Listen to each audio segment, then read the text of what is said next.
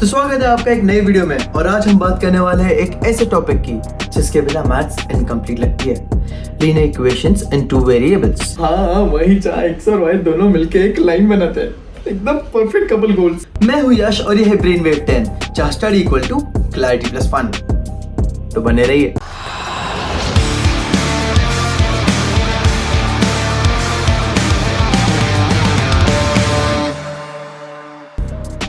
तो चलो देखते हैं कि linear equation in two variables होता क्या है। सिंपल वर्ड्स में लीनियर इक्वेशन मतलब जिसमें वेरिएबल्स की पावर हो 1। एक ऐसा इक्वेशन जिसमें दो वेरिएबल्स हो और उनकी पावर हो 1। एग्जाम्पल के नाम पे ले लूँ तो मैं अगर 2x plus 3y equal to 6 है ना, इसमें देख रहे हो तुम लोग दो वेरिएबल्स हमारे पास। कौन से वेरिएबल्स है? x, y और दोनों की पावर कितनी है? 1 है ना। बस ये अगर तुम इसको प्लॉट करते हो किसी के ऊपर है ना, ऐसा ले लेते हो। अगर मेरे को इसका ग्राफ प्लॉट करना है तो कुछ इस तरीके से आएगा है ना, स्ट्रेट लाइन का ऐसे ग्राफ आएगा। तुमको मैं आगे चल के बताऊंगा कि इस चीज़ को प्लॉट भी कैसे करते हैं। तो देख रहे हो तुम, इसका जो प्लॉट आ रहा है एक स्ट्रेट लाइन आ रहा है, इसलिए इसका नाम होता है लीनियर। दो वेरिएबल्स यूज करते हैं इसलिए टू वेरिएबल्स। अब देखो, हर एक इक्वेशन एक ही लुक में थोड़ी ना अच्छी लगती है, अलग अलग सिचुएशन अलग अलग लुक। फॉर एग्जाम्पल सबसे पहले हम लोग देखेंगे इसका स्टैंडर्डाइज फॉर्म है ना, ax plus by plus c equal to 0। अब याद है हमने एग्जाम्पल लिया था यहाँ पे 2x plus 3y equal to 6। अगर इसको मेरे को स्टैंडर्ड फॉर्म में लिखना है तो कैसे लिखूंगा उसको मैं? 2x plus 3y minus 6 is equal to 0। तो यहाँ पे तुम्हारा a क्या हो जाता है? a हो जाता है तुम्हारा 2, b हो जाता है तुम्हारा 3 और c हो जाता है तुम्हारा माइनस 6। कूल। अब इसी तरीके से हम लोग इसके बाकी के फॉर्मेट देखते हैं। पहला वाला तो तुमको आई होप क्लियर हो गया होगा। सेकंड फॉर्म होता है इसका स्लोप इंटरसेप्ट फॉर्म।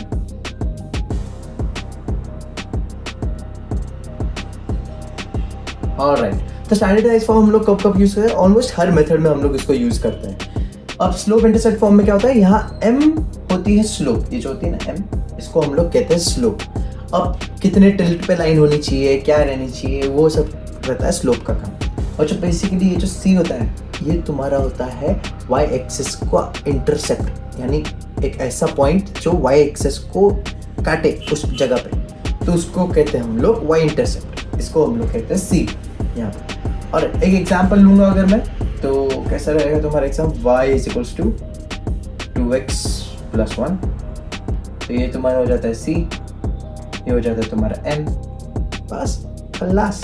अब m अगर तुम्हारे पास समझो तो समझ के रखो कि दो पॉइंट देके रखे तुमको, ठीक है, x1, y1 और दूसरा तुम्हारे पास पॉइंट है x2, y2। तो सर आप m कैसे निकालोगे, स्लोप कैसे निकालो इसकी?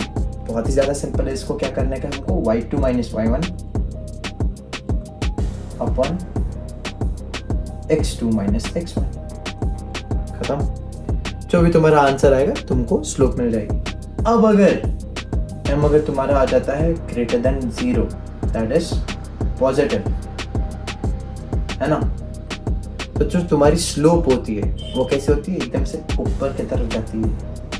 इसको बोलते हैं हम लोग राइजिंग स्लोप है ना। अगर तुम्हारा m आ जाता है लेस देन 0 मतलब नेगेटिव, तो तुम्हारी स्लोप ऐसे नीचे की तरफ घुस जाती है। इसको कहते हैं हम लोग फॉलिंग स्लोप या फिर टिपिंग स्लोप। अगर तुम्हारा m इज इक्वल टू 0 है ना, तो भैया लाइन हॉरिजॉन्टल ऐसी मस्त लेटी हुई है, कहीं पर भी हो सकती है y केस पे। इससे ये कब होता है कि जब तुम्हारा y चेंज ही नहीं करता, चाहे x कितना भी बदल जाए y बदलते नहीं है, एकदम लॉयल रहता है। और अगर m आ जाता है अनडिफाइंड, ये कब होता है? जब तुम्हारी ये वाली जो वैल्यू है ना, ये वाली वैल्यू ये इक्वल टू हो जाती है 0। तो ये क्या कहता है कि भैया इस बारी हमारा x नहीं बदल रहा, x हमारा वैसा का वैसा ही है, तुम जितने y बदल दो x नहीं बदलेगा। तो भैया इस वक्त तुम्हारी आती है वर्टिकल लाइन।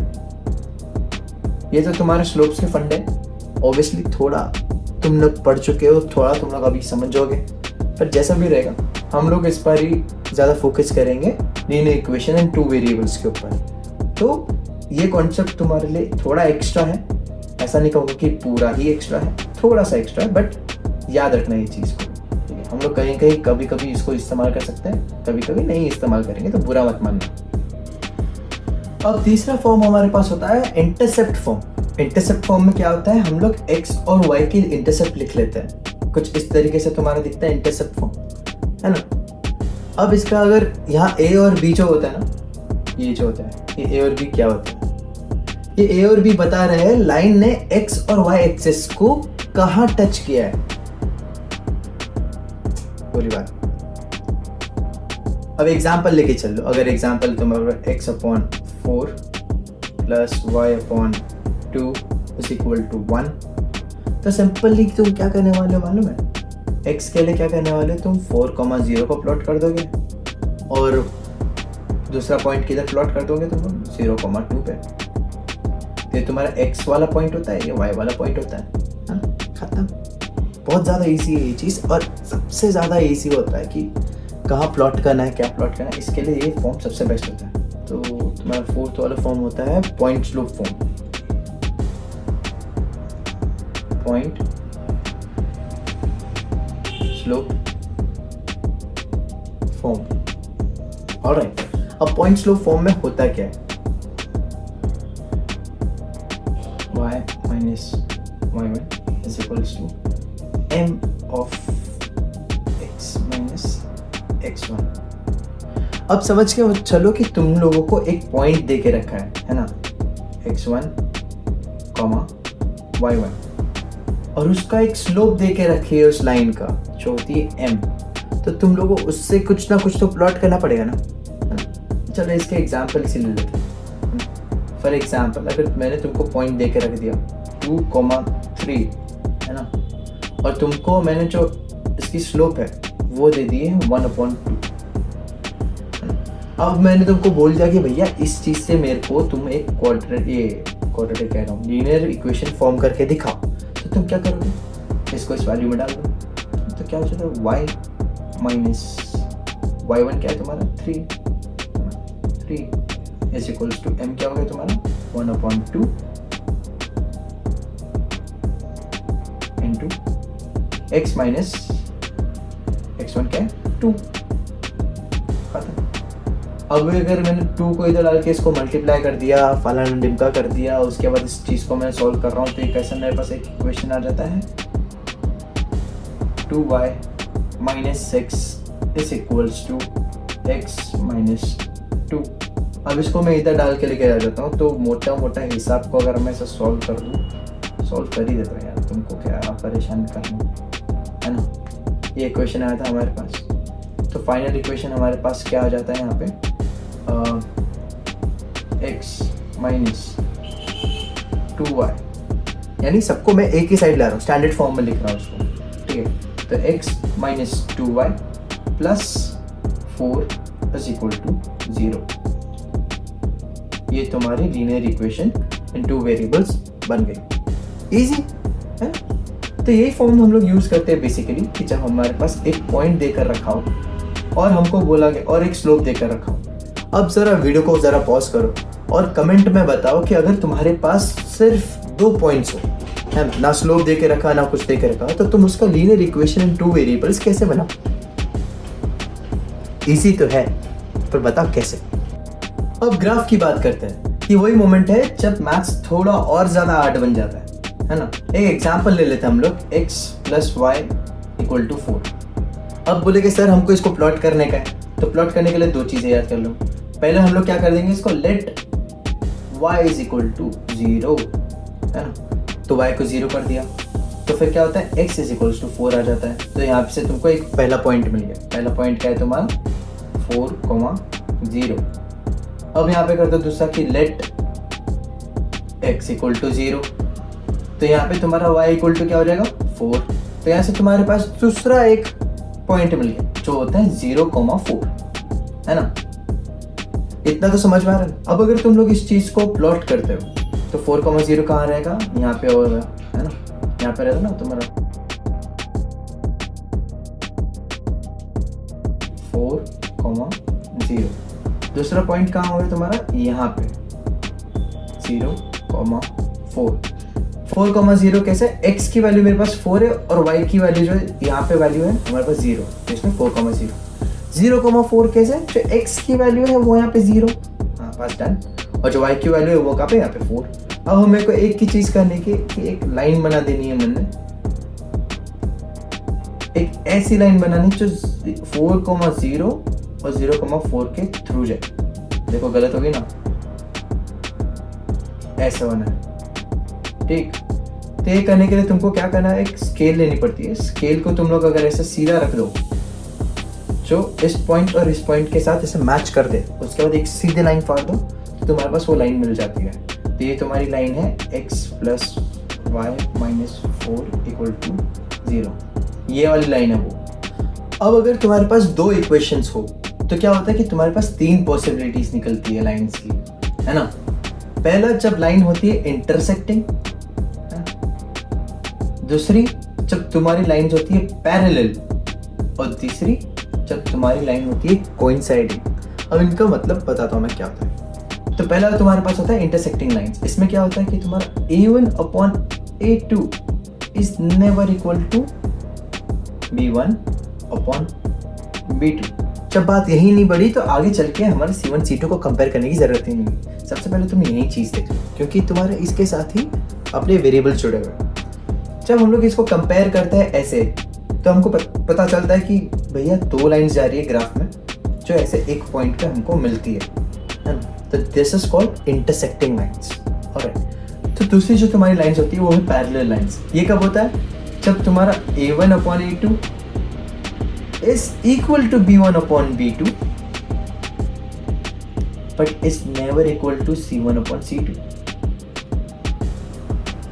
तो ऐसे क्या होता है कि तुम्हारे पास 2 लाइन ऐसे निकलती है जो ऐसे साथ साथ तो चलती है पैरेलल इसमें, पर कभी मिलती नहीं है, कभी कुछ नहीं करती है। तो that is the basic meaning of parallel line, right.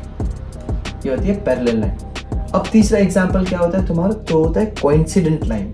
इसमें क्या होता है कि एक लाइन होती है ऐसी मस्त, और जो दूसरी लाइन है वो भी इसी के ऊपर होती है, एकदम सेम टू सेम, बिना हिले बिना डूले।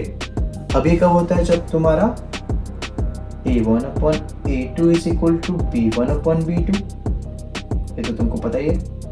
But this is also equal to C1/C2। Ratio same, सब कुछ सेम, सब कुछ। तो फिर भैया एक लाइन दूसरे के ऊपर चिपकना तो जरूरी है ना। अब इसके हम लोग एग्जाम्पल्स ले लेते हैं। तो इंटरसेक्टिंग लाइंस के एग्जाम्पल तुम्हारे पास कैसे होता है, x + y = 4, और दूसरी लाइन क्या रहेगी तुम्हारी 2x + y = 10, है ना। ये ऐसे होते हैं कि जैसे कि 2 दोस्त एक बेंच पे फाइनली मिल जाते हैं, बस ऐसे ही। तुम ट्राई करना चाहो तो कर लो। ये क्या है, तो इसका पहला A1/A2 क्या था, 1/2। Is it equal to 1/1? नहीं, नॉट इक्वल टू 1/1, इसलिए इंटरसेक्टिंग लाइंस। अब पैरेलल लाइंस का तुम्हारे पास एग्जांपल लेना हो तो कैसे मैं लूँगा, x + y = 4, और यहाँ पे लिखूँ मैं 2x + 2y = 10। तो यहाँ पे क्या होता है तुम्हारा 1/2 A1/A2, B1/B2 भी क्या है तुम्हारा 1/2, और C1/C2 क्या आता है 4/10। इक्वल तो नहीं है भैया। तो ये होती तुम्हारी पैरेलल लाइंस, मस्त। ये कैसा होता है कि 2 रिश्तेदार जिनके बीच कभी भी बात नहीं होती, कुछ ही नहीं होती, ऐसे है तुम्हारे पैरेलल लाइंस। अब कोइंसिडेंट लाइंस, कोइंसिडेंट लाइन कैसे होता है, एकदम ऐसा कॉपी पेस्ट वाला काम होता है कि नहीं। तो इसके एग्जांपल ले लेते हैं, x + y = 4, और यहाँ पे दूसरा लाइन आ जाए 2x + 2y = 8। कुछ समा, इसका तो रेशियो एकदम बराबर ही है रे बाबा, इसलिए तो एकदम चिपक कर रहती है कोइंसिडेंट लाइन। बस 3 लाइन का फॉर्मेट तुमको समझ में आ गया, और क्या चाहिए जीवन में, बस याद रखना इस चीज़ को। ऑलराइट, तो अब आ जाते हैं हम लोग सॉल्विंग मेथड्स के ऊपर। तो सॉल्विंग मेथड में सबसे पहला मेथड हम लोग यूज़ करने वाले सब्स्टिट्यूशन मेथड। अब इसमें क्या है, एकदम मस्त देसी जुगाड़ तरीका है ना। इसका एक एग्जांपल ले लेते हैं हम लोग, x + y = 10 और 2x minus y is equal to 4। अब सब्स्टिट्यूशन मेथड में क्या होता है ना कि एक वेरिएबल की वैल्यू निकाल कर हम लोग दूसरे में डाल देते हैं। जुगाड़ है सबसे बढ़िया। इसको हम लोग कर देते हैं इक्वेशन नंबर 1, इसको हम लोग करते हैं equation number 2। Alright, now from 1 y is equals to 10 minus x, correct. इसको हम लोग मार्क कर दो 3। अब ये चीज तुमको याद रखनी है। अब यहाँ पे हम लोग क्या करेंगे, put value of y in 2 from 3 डाल के देख लेते हैं। तो 2x minus 10 minus x is equals to 4, ये तुम्हारे पास आ जाता है। अब इस ब्रैकेट को पूरा खोलो, पूरा सॉल्व करो, तो क्या आता है तुम्हारे पास 2x minus 10 plus x is equal to 4। अब सब कुछ कांस्टेंट एक साइड में ला लो, वेरिएबल एक साइड में ला लो, तो तुम्हारे पास आ जाता है 3x is equal to 14। This implies x is equals to 14/3। अब इसके बाद हम लोग नेक्स्ट स्टेप यहाँ पे डाल देता हूँ, put value of x in 3, तो y is equals to 10 minus 14/3 which is equals to 30 minus 14/3 which is equals to 16/3। तो भैया हम लोगों को इस चीज़ के सोल्यूशन आ चुके हैं। इसका सोल्यूशन सिंपल है, x is equals to 14/3 और y is equals to 16/3। तो ये जो दो लाइंस होती है वो कहाँ पे तुम्हारे पास कोइंसाइड करेगी, इस पॉइंट पे 14/3, 16/3। This is your solution, that's it, खत्म। इतना ही है सब्स्टिट्यूशन मेथड। अब हमारे पास जो दूसरा मेथड है वो है एलिमिनेशन मेथड। ये मेथड तो एकदम एक्शन मूवी के जैसा होता है ना, कि सीधा एलिमिनेट कर। तो बेसिकली हम लोग क्या करते हैं कि ऐसे दो तुम्हारे पास इक्वेशन लेके रखे, इस वाले को हम लोग करते हैं नंबर 1, इस वाले को करते हैं नंबर 2। मैं सिंपली क्या करूँगा ना, जो इस वाला ये वाले वेरिएबल के जो प्रोडक्ट्स होते हैं, ये जो क्या रहते हैं, जो इस वाले वेरिएबल के साथ जितने भी तुम्हारे पास कंपोनेंट्स लगे होते हैं ना, जैसे कि यहाँ पे 2 और 3 लिखे हुए हैं, इनको मैं क्रॉस मल्टीप्लाई करवा दूंगा। यानी ऊपर वाले इक्वेशन को 3 से, नीचे वाले को 2 से, और सीधा माइनस। ट्राई करें, into 3 into 2, that implies 6x plus 9y is equals to 33, और नीचे वाला हो जाता है तुम्हारा 6x plus 4y is equals to 18। अब इस चीज़ को मैं सीधा सब्ट्रैक्ट कर दूंगा, ये हो गया तुम्हारा 3 और ये हो गया 4। नाउ 3 minus 4 क्या बचता है तुम्हारा, 6x तो कट जाता है, अगर इसको माइनस कर दो तो ये हो गया माइनस, ये हो जाता है माइनस। तो तुम्हारे पास आंसर क्या बचता है, 5y is equals to 15, correct. इससे तुम्हारे y is equals to हो जाता है 3। आ गया। अब जब तुम्हारे पास y की एक वैल्यू मिल जाती है, तो इन दोनों में से कोई भी इसमें तुम लोग y की वैल्यू डाल दो, आंसर तुमको मिल जाएगा। तो फिर एग्जांपल अगर मैं इसमें डाल देता हूँ 2x plus 3 into 3, ये कौन सा इक्वेशन नंबर 1 है, ठीक है। इसके अंदर मैंने y की वैल्यू डाल दी is equal to 11, तो 2x is equals to 11 minus 9, that implies x is equals to 1। That's it, simple, done। This is your elimination method। तुमको बस समझना है कि तुमको इक्वेशंस को किससे मल्टीप्लाई करना है, और जब मल्टीप्लाई कर रहे हो तो भैया हर किसी से मल्टीप्लाई करना, हर किसी से। तो आ जाता है हम सबसे फिल्मी मेथड पे, क्रॉस मल्टीप्लिकेशन। अब देखो तुम्हारे पास एक ऐसे 2 इक्वेशन दे के रखे हैं, ये तुम्हारी इक्वेशन नंबर 1, ये तुम्हारी इक्वेशन नंबर 2। तो भैया तुम लोग इसकी वैल्यू x और y का जो सोल्यूशन है कैसे निकालोगे? x की वैल्यू निकालोगे b1c2 minus b2c1 upon a1b2 minus a2b1, और y की वैल्यू तुम लोग निकालोगे c1a2 minus c2a1 upon a1b2 minus a2b1। मैं बताता हूँ कैसा होता है। फॉर्मूला याद करो जैसे कि कोई रैप लाइन, ठीक है। मान लो अब तुम लोग ये दो इक्वेशन है और तुम्हें इसको ऐसे लेआउट करके रख देता हूँ कि a1 b1 c1 a1, यहाँ पे a2 b2 c2 a2, है ना।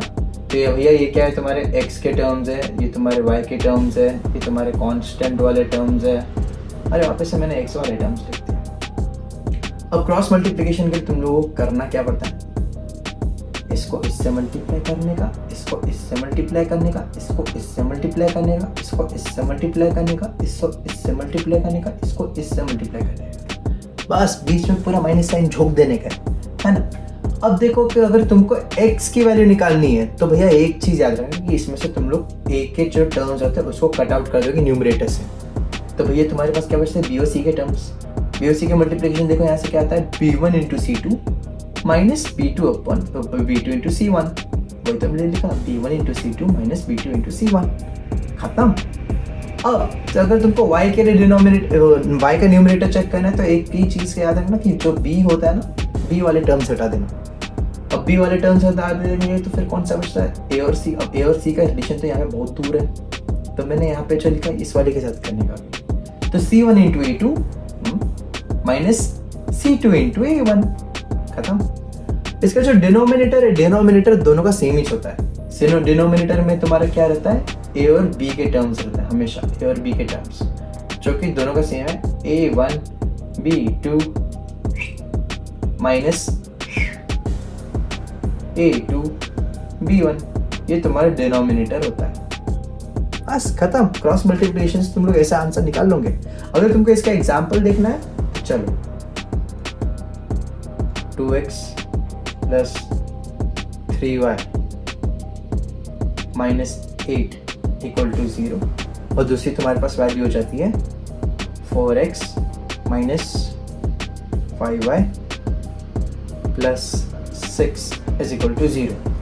ऑलराइट, अब हमको इससे क्या क्या टर्म्स पता चल जाती है कि हमारे पास टर्म्स है a equal to 2, b is equals to 3 और c is equals to minus 8, a1 b1 c1। यहाँ के टर्म्स निकाल लेते हैं। a2 is equals to 4, b2 is equals to minus 5 और c2 इज इक्वल्स टू 6। अब चलो क्रॉस मल्टीप्लिकेशन चालू कर देते हैं। तो भैया तुम्हारा सबसे पहले हम लोग एक्स वैक्स तो छोड़ ही दो, हम लोग सबसे पहले क्या करते हैं? डिनोमिनेटर निकाल लेते हैं, है ना। सबसे इजी तरीका इसको सॉल्व करने का कि तुम सबसे पहले डिनोमिनेटर निकालो। डिनोमिनेटर क्या होता है तुम्हारा? a1 b2 minus a2 b1। Values को हम लोग प्लेस कर देंगे तो क्या हो जाता है भैया? 2 into minus 5 minus 4 into 3। Solve करो इसको, 2 5 से 10 तो ये माइनस 10 माइनस 4 3 से 12 तो 12 that is equals to minus 22। इस चीज़ को याद रखना। अब x का न्यूमरेटर देख लेते हैं हम लोग। x क्या रहेगा तुम्हारा? a वाली चीज़ों को निकाल के रख देना है तो b वाली से चालू करना है। तो फिर स्टार्टिंग से चालू कर देना, इसको आराम से लिखते हैं ताकि तुमको भी समझ में आए। तो तुम्हारा हो जाता है यहाँ पे x क्या हो जाता है तुम्हारा? b1 c2 minus b2 c1 upon denominator. अब इसकी b वाली की वैल्यू, डिनोमिनेटर की वैल्यू तो हमारे पास आ गई ना 22। चलो लिख लेते हैं। तो b1 है तुम्हारे यहाँ पे 3, c2 है तुम्हारे यहाँ पे 6 माइनस b2 और c1। b2 है तुम्हारे यहाँ पे माइनस 5 और c1 है तुम्हारे यहाँ पे माइनस 8 अपॉन 22। तो अगर मैं इस चीज़ को सॉल्व करूँ तो क्या होता है, 3 6 18 हो जाता है और 5 8 40 हो जाता है और माइनस माइनस प्लस हो जाता है तो माइनस 40 हो जाएगा upon minus 22 that is equals to कितना हो जाता है माइनस 22 अपॉन माइनस 22। दोनों कट गया तो मतलब x इज इक्वल टू 1। बस भाई, जब तुम्हारे पास एक वैल्यू आ गई है तो तुम लोग सीधे सीधा उसको क्या कर सकते हो, प्लेस कर सकते हो ना किसी के भी इसमें। मैं तो बोलता हूँ भाई सबसे इजी तरीका, अगर तुम्हारे पास एक की वैल्यू आ गई ना x की वैल्यू, तो तुम कोई भी इस दोनों में से कहीं भी प्लेस कर दो। अगर मैं इसको इक्वेशन नंबर 1 पे भी प्लेस करता हूँ ना तो क्या हो जाता है 2 + 3y = 8, है ना। तो 3y = 6, दैट इम्प्लाइज y = 2। खत्म। यहाँ से भी आंसर आता है। या फिर तुम वही मगजदारी कर सकते हो कि a1 b2 को ऐसे क्रॉस मल्टीप्लाई करते करते लंबा चौड़ा खींच सकते हो। इसलिए मैंने बोला फिल्मी तरीका है, क्योंकि बहुत लंबा खींचते हैं भाई। एकता कपूर की सीरियल देखा करो तुम लोग। तो चलो अब आगे बढ़ते हैं हम लोग रियल लाइफ के वर्ड प्रॉब्लम्स के ऊपर। तो पहला वर्ड प्रॉब्लम ले लेते हैं कि एक फ्रूट सेलर है जो 2 एप्पल्स और 3 बनानास 35 रुपीज में बेचता है ना, और 4 एप्पल्स और 1 बनाना 50 रुपए में बेचता है। तो एप्पल और बनाना का प्राइस बताना। तो लेट अस अस्यूम ना, let price of apple be x rupees and price of banana be y rupees, है ना। तो भैया जब तुम लोग 2 एप्पल और 3 बनाना खरीदते हो तो तुम्हारा होता है 35 रुपए, इक्वेशन नंबर 1। और जब तुम लोग 4 एप्पल और 1 बनाना खरीदते हो, दैट इज 4x + y, तब तुम्हारा होता है 50 रुपए, इक्वेशन नंबर 2, है ना। अब बताओ क्या करोगे क्या नहीं करोगे। सिंपल सी बात है, ये 2 हो गए। मैं एलिमिनेशन मेथड अगर इसको इस्तेमाल करना चाहूँ तो क्या करना पड़ेगा मेरे को, इस वाले को तो 2 से मल्टीप्लाई करना पड़ेगा, मल्टीप्लाइंग 2 से, और उसके बाद नीचे वाले को हम लोग माइनस कर देंगे। तो नंबर 1 × 2 - 2, ये चीज़ कर रहा हूँ मैं। तो क्या हो जाएगा यहाँ पे 4x + 6y = 70 -4x - y = -50। सही किया ना। चलो तो आंसर क्या था, ये तो कट जाता है तुम्हारा। यहाँ पे क्या है तुम्हारा 5y = 20, that implies y = 4। Simple सी बात है।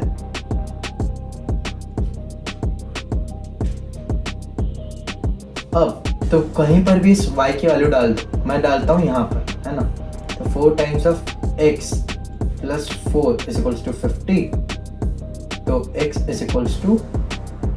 46, क्योंकि 50 - 4 कितना हो गया 46 अपॉन 4, दैट इज 4 1 = 4, 4 1 = 4, 0.45 = 20, बस खत्म। तो फिर x = 11.5 rupees and y = 4 rupees. Simple, easy, ऐसे ही तो सॉल्व किया जाता है इस चीज को। अब तुम जैसे भी ट्राई करना चाहते हो अपने मन से वो ट्राई कर सकते हो, बट मुझको तो ये सबसे ज़्यादा इजी लगा, इसलिए मैंने इसे सॉल्व किया इसको। अब देखो, रिया घर से लेकर स्कूल जब जाती है तो कितने स्पीड में जाती है 40 km/h पे, है ना। और जब घर से जब वापस आती है तो भैया उसका एक्साइटमेंट बढ़ जाता है, तो इसकी स्पीड भी बढ़ जाती है, तो 60 km/h पे आ जाती है वो, है कि नहीं। अब जब दोनों का टाइम हम लोग मिला देते हैं तो दोनों ट्रिप का टाइम आ रहा है हमारे पास 5 घंटा। 5 आवर्स सिर्फ ट्रैवलिंग पे जाती है रिया, पता नहीं ऐसा क्या करती हो। तो स्कूल और घर के बीच का डिस्टेंस तुमको फाइंड आउट करने का है ना। अब सिंपल से हमको एक चीज तो पहले से मालूम है, बूढ़े बुजुर्ग कह के गए कि speed = distance upon time, correct. अब भैया जो तुम्हारा डिस्टेंस है इसको हम लोग मान के चल लेते हैं x, क्योंकि भैया वो तो कांस्टेंट ही है ना, चाहे जाना हो आना हो, एक के रास्ते पे जा रही है एक के रास्ते पे आ रही है, बस स्पीड चेंज हो रही है, डिस्टेंस थोड़ी ना चेंज हो रहा है। तो लेट डिस्टेंस भी x किलोमीटर्स, वो भी सिर्फ वन वे। तो भैया कुछ तो टाइम लगेगा पहले वाले इसमें, कुछ टाइम लगेगा दूसरे वाले इसमें, है ना। तो हम लोग इस चीज़ को ऐसा रख लेते हैं कि टाइम हो जाता है तुम्हारा डिस्टेंस अपॉन स्पीड। इसी चीज़ को मैंने इसमें लिखा है, ठीक है। अब T1 is equals to distance कितना है, x upon 40 kilometres per hour, है ना। और T2 is equals to x upon कितना आता था भाई, 60 किलोमीटर आ रही थी ना, 60 किलोमीटर पर आवर, बरोबर है। अभी अपने को ये मालूम है कि दोनों ट्रिप का मिलाकर इसका 5 घंटा जाता है, तो T1 plus T2 is equals to 5 hours, correct. तो भैया इस चीज को हम लोग कैसे लिखेंगे अभी, x upon 40 plus x upon 60 is equals to 5, correct है। बस अब तुमको इसको सॉल्व करना बचता है। अब सॉल्व तुम लोग कैसे करोगे मुझे नहीं पता, सॉल्व हो जाना चाहिए। मजाक कर रहा हूँ भाई, तुम्हारा 120 का रूट निकाल लो इसको और सीधा सीधा सॉल्व कर लो, तो क्या हो जाता है तुम्हारे यहाँ पे 3x plus 2x upon 120 is equals to 5, है ना। तो ये हो जाता है तुम्हारा 5x upon 120 is equals to 5। तो 5 काट दिया मैंने यहाँ से, 120 को उधर भेज दिया, तो x is equals to 120 kilometre. महिला अबे 120 किलोमीटर चलती है, पागल है क्या ये लड़की। गाड़ी वाड़ी ओला बुला भाई, 120 किलोमीटर कौन चलता है भाई। इतने यही लोग हैं जो अपने बच्चे को बताते कि हम तो अपने जमाने में साला नदी पार करके जाते थे, पहाड़ चढ़ के जाते थे, ये करके जाते थे, वो करके जाते थे, नालायक लोग। तो लोग चला जाते हैं हम लोग अपने लास्ट प्रॉब्लम पे। तो हमारे को दे के रखा कि फादर की जो एज है आज वो सन की एज से 3 टाइम ज्यादा है, और 10 साल के बाद फादर की जो एज हो जाएगी वो सन से डबल हो जाएगी। तो हम लोग एक काम कर लेते हैं कि सन की जो एज होती है ना उसको हम लोग ले लेते हैं x। तो फादर की एज क्या होगी तुम्हारे पास 3x। अब बोल रहे कि 10 साल के बाद, यानी 10 साल के बाद बोले तो इसकी एज हो जाएगी x प्लस 10 और इसकी एज हो जाएगी 3x प्लस 10, है ना। ये कब है, आफ्टर 10 years। तो 10 साल के बाद बोलता है कि इसका जो रिलेशनशिप है, फादर की एज हो जाती है सन के एज से डबल, यानी जो एज ऑफ फादर है 3x प्लस 10, ये हो जाती है डबल अपने सन के एज से, करेक्ट। तो भैया अब तुम्हारे पास अभी फॉर्मूला आ चुका है, तो निकाल लो ना आंसर, खटाखट निकालो। x का फॉर्मूला क्या है भैया, 3x plus 10 is equals to 2x plus 20, है ना। इसको इधर डालो, उसको उधर डालो, तो ये क्या हो जाएगा तुम्हारा x is equals to 20 minus 10 कितना होता है 10। तो भैया आज की उम्र में तुम्हारे पास सन की एज आ जाती है 10, और वहीं अगर तुम्हारे को फादर की एज निकालनी तो 3x होता है, यानी फादर की उम्र हो जाती है तुम्हारी 30। मतलब कि जब फादर था 20 साल का तब उसने किया बेटा। हाँ तो चलो अब आ चुके हम लोग उस मोड पे जहाँ पे मैं तुमको एग्जाम के हैक्स बता दूँ। तो भैया सबसे पहला हैक तुम्हारा होता है कि जो इक्वेशंस होती है ना उसको बहुत नीटली तुम लोग लेबल करो, जैसे इक्वेशन नंबर 1, इक्वेशन नंबर 2, और दिस वाज पॉइंट नंबर 1। जो पॉइंट नंबर 2 है, जब तुम लोग एलिमिनेशन तभी करो जब कोएफिशिएंट्स मैच करते हो, है ना। उसके बिना करना ही नहीं, एलिमिनेट ही नहीं होगा, कुछ फालतू में तुम्हारा टाइम वेस्ट होगा। ऑलराइट, अब क्रॉस मल्टीप्लिकेशन में माइनस साइन कभी मत भूलना, है ना। किधर तुमको क्या डालने का, कैसे डालने का, कैसा क्रॉस करने का, वो बहुत अच्छे से याद रखना पड़ता है। अब वर्ड प्रॉब्लम जब तुम लोग सॉल्व करते हो तो याद रखें कि तुम लोग ऐसे टर्मिनोलॉजी यूज़ करो जो टीचर्स को बहुत ज़्यादा पसंद आता है, जिससे वो तुमको ऐसे फटाकते के मार्क्स दे देते हैं। For example, let this be that, let that be this, ऐसा ना ऐसा थोड़ा फ्लॉन्ट करना अपनी इंग्लिश को वहाँ पे लेट वेट लिख कर, तो कैसा टीचर खुश हो जाता है, तो मार्क्स पे फुल मिल जाता है, इसलिए कर दो भाई, ठीक है। अब ग्राफ बनाते वक्त स्केल लिखना ज़रूर भूलना मत, कि तुमको स्केल लिखना पड़ता है ना कि 1 centimetre is equals to this, x के ऊपर तुम्हारा स्केल क्या है, वाई के ऊपर तुम्हारा स्केल क्या है, ये याद रखना, वरना मार्क्स उड़ जाते हैं, जैसे अटेंडेंस की शीट उड़ जाती है तुम्हारी, तो बस याद रख लेना। ऑलराइट, तो भाई और उनकी बहनों, आज हमने सीखा कि लीनियर इक्वेशंस क्या होती है, उनके 4 स्वागी फॉर्म्स देखे, ग्राफ और उसके 3 सोल्यूशन टाइप्स देखे हमने, 3 सॉल्विंग मेथड्स देखे, सब्स्टिट्यूशन, एलिमिनेशन और क्रॉस मल्टीप्लिकेशन। इनके साथ साथ हमने वर्ड प्रॉब्लम्स भी किए और एग्जाम के हैक्स भी लिए। ऑलराइट, इतना सब करने के बाद अगर तुमको फिर भी वीडियो पसंद आता है बोर ना होते हुए, तो कृपया करके लाइक कर दो, शेयर कर दो और कमेंट में अपने डाउट्स वगैरह लिख दो, ताकि मैं पढ़ के उनको सॉल्व तो भी कर पाऊँ, तभी तो तुम्हारी चीज़ें सॉल्व होगी ना। बस, मैं हूँ यश और ये है P10, नॉलेज का शॉर्टकट और एग्जाम का फुल स्कोप। अस्सलाम वालेकुम।